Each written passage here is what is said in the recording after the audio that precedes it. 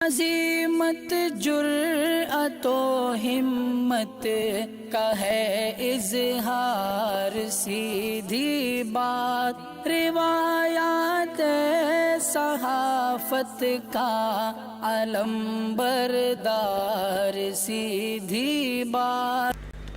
ناظرین گرامی، السلام علیکم ورحمۃ اللہ وبرکاتہ۔ میں ہوں آپ کا میزبان انصار عزیز ندوی، اور آپ اس وقت دیکھ رہے ہیں سیدھی بات۔ ناظرین گرامی، آپ جانتے ہیں آج یوم عاشوراء ہے۔ اس مناسبت سے میں آج سیدھی بات میں گفتگو کرنے جا رہا ہوں۔ ناظرین گرامی، حضرت علامہ اقبال علیہ الرحمہ نے ارشاد فرمایا تھا، یہ غازی یہ تیرے پراسرار بندے جنہیں تو نے بخشا ہے ذوق خدائی، دو نیم ان کی ٹھوکر سے صحرا و دریا، سمٹ کر پہاڑ ان کے ہیبت سے رائی، عزائم کو سینوں میں بیدار کر دے، نگاہ مسلمان کو تلوار کر دے۔ ناظرین، تاریخ کروٹ بدل رہی ہے، ظالموں کا دور ختم ہوا چاہتا ہے، مظلومین پر اللہ کی رحمت ہونے لگی ہے، امن لوٹ رہا ہے، فتنہ و فساد کی رخصتی ہوا چاہتی ہے، انسانوں پر انسانوں کی حکمرانی دم توڑتی نظر آ رہی ہے، ایک بار پھر اللہ کا قانون اللہ کی زمین پر نافذ ہوا چاہتا ہے۔ یہ انہی پراسرار بندوں کی وجہ سے ہو رہا ہے جو تاریخ کے مختلف ادوار میں ابھرتے ہیں اور انسانیت کو حریت کا درس پڑھا جاتے ہیں۔ ناظرین، تاریخ کب کروٹ بدلتی ہے، انقلاب کب اور کن حالات میں برپا ہوتا ہے، کب مظلومیت کی تاریکی چھٹتی ہے؟ دراصل جب اللہ کے پراسرار بندے میدان میں نکل آتے ہیں تو ظالم پسپا ہو جاتا ہے، ظلم کی شام ہو جاتی ہے، اور انقلاب کا سورج افق عالم پر طلوع ہو کر سارے عالم کو منور کر جاتا ہے۔ ہم نے ایسے کئی انقلابات دیکھے ہیں جو صرف اور صرف انہی پراسرار بندوں کے برپا کردہ رہے ہیں۔ آج کے ویکلی سیدھی بات پروگرام میں ہم 3 ایسے انقلابات کی جھلک دکھانے کی کوشش کرنے جا رہے ہیں جو انہی پراسرار بندوں کی قیادت میں برپا ہوئے تھے۔ پہلا انقلاب وہ تھا جسے ان پراسرار بندوں نے خون بہائے بغیر برپا کیا تھا۔ دوسرا انقلاب اگرچہ خون ریزی کے ساتھ برپا ہوا، لیکن دراصل یہ ایک طرفہ خون ریزی والا انقلاب تھا جو تاریخ میں بے نظیر ثابت ہوا۔ اور اب تیسرا انقلاب ہماری دہلیز پر کھڑا ہے، جس میں نہ خون ریزی ہے، نہ بدلے کا کوئی جذبہ نظر آتا ہے، نہ کہیں انتقام کا آواز بلند ہو رہا ہے، یعنی یہ انقلاب خون بہائے بغیر برپا ہونے جا رہا ہے۔ ناظرین گرامی، سب سے پہلے ہم اس انقلاب کی بات کرتے ہیں جو دشمنوں کی معافی کے ساتھ فتح حاصل کرتے ہوئے برپا ہوا تھا۔ اسے بھی پراسرار بندوں نے برپا کیا تھا۔ انقلاب ایسا تھا جو عالمی امن کا پیغام لے کر آیا تھا، جسے تاریخ فتح مکہ کے نام سے یاد کرتی ہے۔ یہ جنگ مکہ نہیں تھی، یہ فتح مکہ تھی۔ امن عالم کا موضوع آج کل اس قدر عام ہے کہ علمبرداران امن اور علمبرداران ظلم میں امتیاز کرنا بعض اوقات ایک مشکل امر بن جاتا ہے۔ کھلے شہروں پر غیر متحارب عوام کا لحاظ کیے بغیر بم برسانے والے بھی امن کے پیامبر ہونے کا دعویٰ کرتے ہیں، اور ظالموں کے حامی افراد وہ تنظیمیں بھی امن کے راگ الاپتی رہتی ہیں۔ کوئی امن کی بات کر رہا ہوتا ہے، لیکن اس سے پہلے کہ بات ختم ہو جائے یہ حقیقت سامنے آ جاتی ہے کہ دراصل وہ ظالم کی ایما پر امن کا نعرہ بلند کر رہا تھا۔ یہ دلچسپ تماشے ہمارے روزمرہ کا معمول ہیں۔ انفرادی سطح پر بھی اور اجتماعی زندگی میں بھی دعوے داران امن اور مرتکبین ظلم میں تفریق بڑی مشکل ہے۔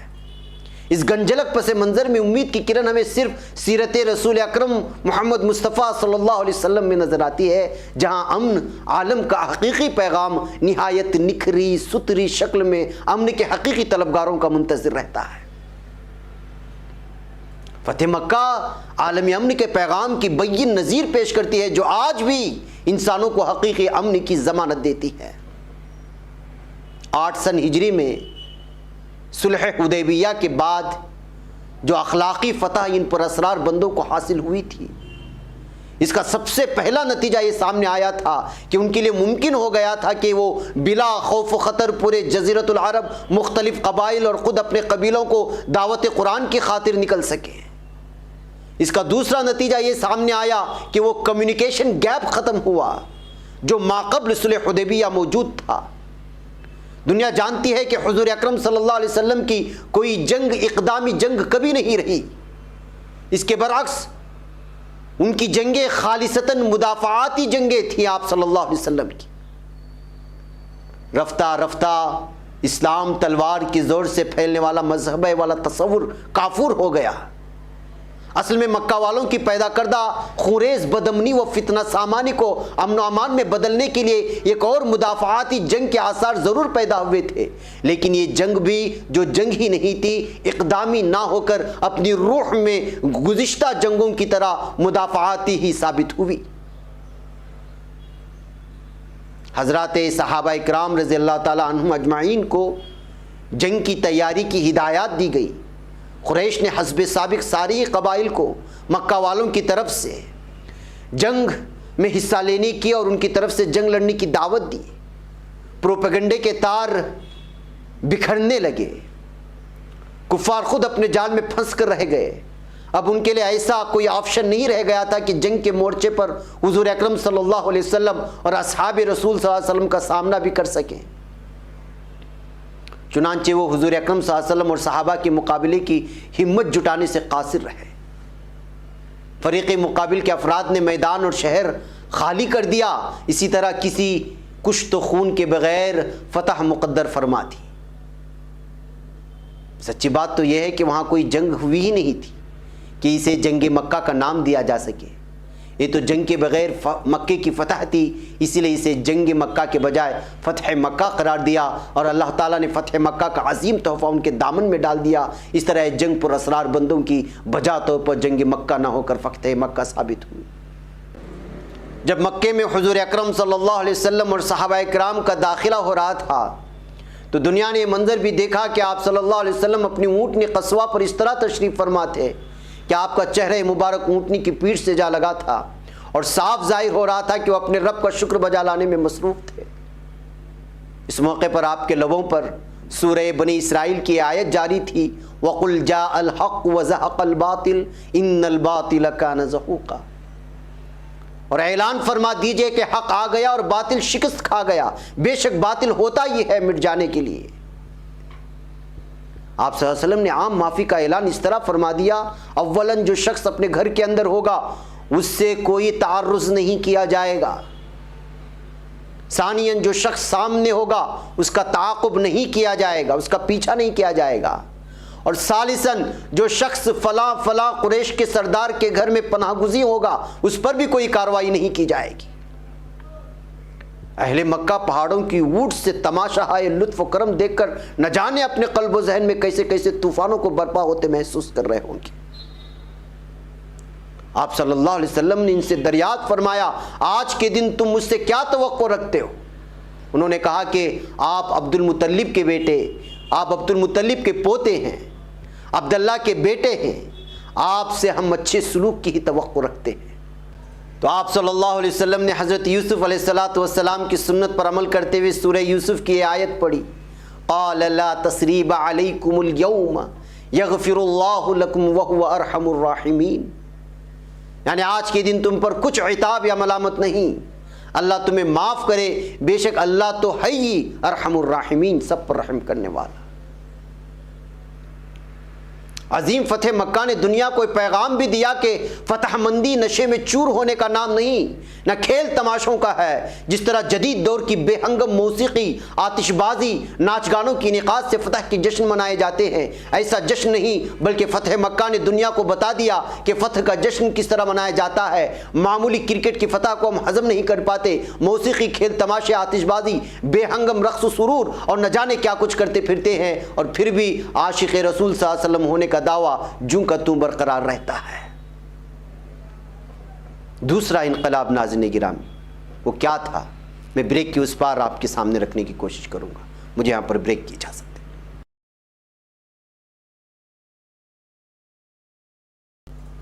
ناظرین گرامی، استقبال ہے سیدھی بات کی انوکھی محفل میں۔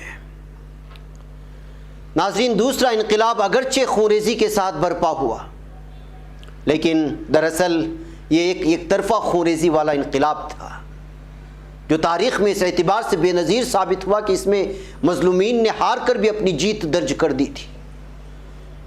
محرم الحرام 61 ہجری کا وہ دن ہم کیسے بھول سکتے ہیں جس دن کچھ پر اسرار بندے وقت کے جابر و ظالم حکمران سے ٹکر لینے کے لیے اٹھ کھڑے ہوئے تھے اور کور صاف ہسٹری کو بدل کر رکھ دیا گیا تھا۔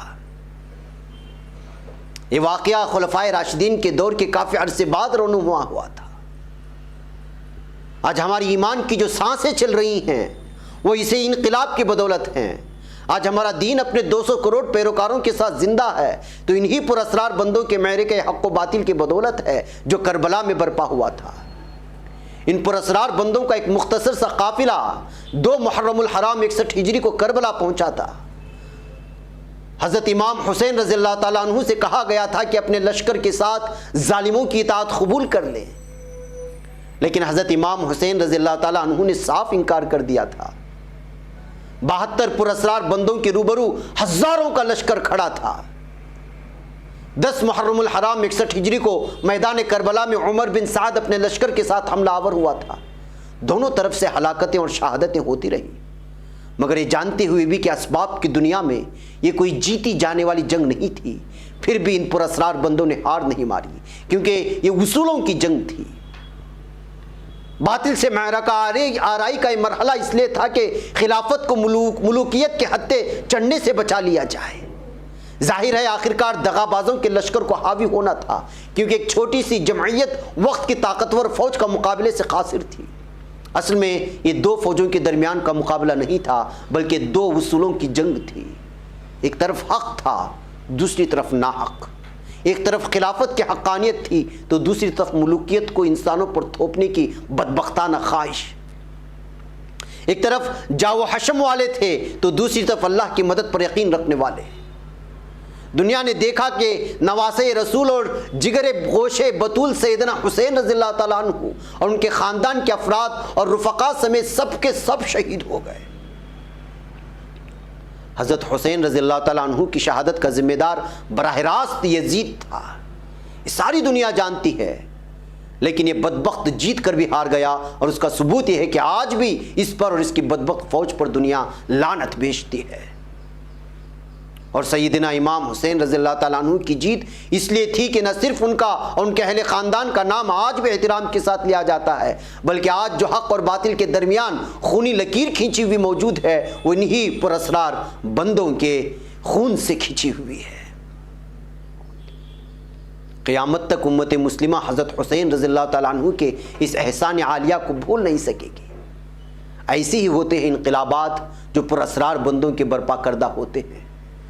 حضرت امام حسین رضی اللہ تعالیٰ عنہ جیسے بندے پر اسرار کا ایثار، ان کی قربانی تاریخ اسلام کا ایک ایسا درخشاں باب ہے جو رہروان شوق حریت کے لیے اعلیٰ ترین نمونہ ہے۔ ان کا یہ موقف کہ حق کے لیے سر کٹ تو سکتا ہے لیکن باطل کے سامنے جھک نہیں سکتا، آج بھی حریت پسندوں کو انقلاب کا درس دیتا ہے اور دیتا رہے گا کہ وہی ہے شر، وہی فتنے، وہی جہالت ہے، وہی ہے مکر کی چالیں، وہی سیاست ہے، خدا سے کفر پہ قائم شدہ قیادت ہے، زمین پہ ہر کہیں اللہ سے بغاوت ہے۔ حسین آج تمہاری بڑی ضرورت ہے۔ وہ اہل کوفہ تھے مسلم ہی جن پہ سخت وعید، نبی کے چاہنے والی بھی اور مطیع یزید، جھکا سکا نہ زمانہ تمہیں عظیم شہید ہے، آج بھی وہی منظر مگر ندامت ہے، حسین آج تمہاری بڑی ضرورت ہے۔ ناظرین گرامی، پھر تیسرا انقلاب کیا ہے؟ پھر تیسرا انقلاب ہماری دہلیز پر کھڑا ہے۔ 20 سال کی صعوبت، پہاڑوں کی تھکا دینے والی گرمی یا سردی، قید و بند کے مراحل، ٹارچر سیل کی ستم ظریفیاں، جدید ہتھیاروں کی تباہ کن مار سہنے کے بعد عام معافی کا اعلان کرنے کے لیے پہاڑ جیسا حوصلہ رکھنے والوں نے فتح مکہ کی یاد دلا دی ہے۔ یہ پہاڑوں کے بیٹے ہی ایسی جرأت مندی دکھا سکتے ہیں۔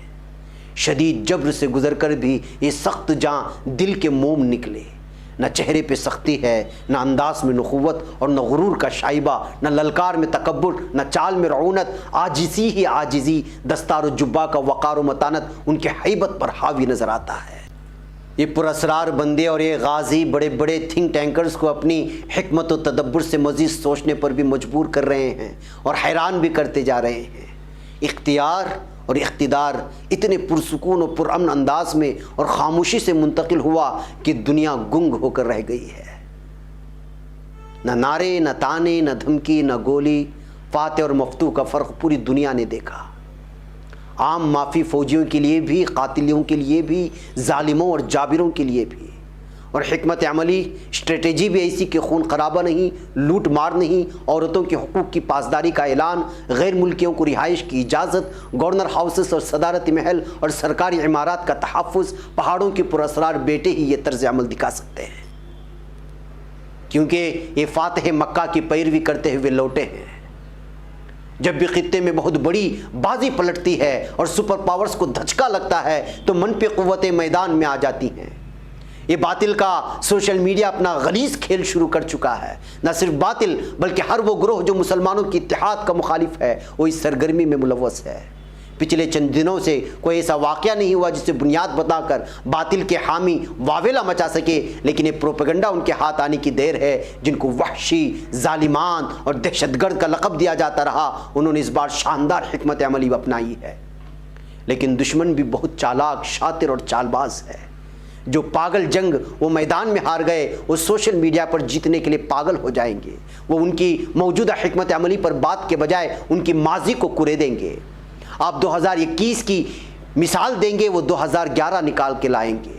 اس لیے محتاط رہنے کی ضرورت ہے۔ اس لیے کسی بھی ویڈیو، میسیج، تصویر یا آواز کو وائرل کرنے سے پہلے 100 بار تحقیق کرنا ضروری ہے۔ جنگ آسان نہیں، ظلم سہنے کے بعد معافی بھی سہل نہیں ہے۔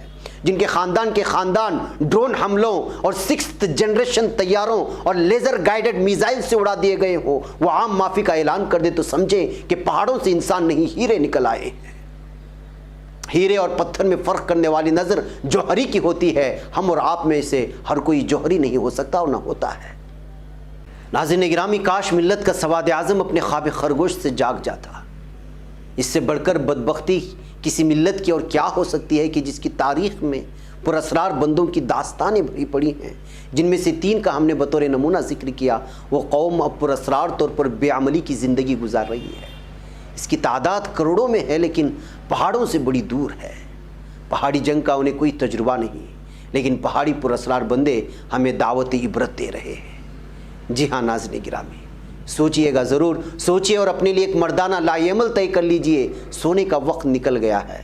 نسل، قومیت، کلیسا، سلطنت، تہذیب، رنگ، خواجگی نے خوب چن چن کے بنائے مسکرات، اٹھ کے اب بزم جہاں کا اور ہی انداز ہے۔ مشرق و مغرب میں تیرے دور کا آغاز ہے۔ مجھے اجازت دیں۔ السلام علیکم ورحمۃ اللہ وبرکاتہ۔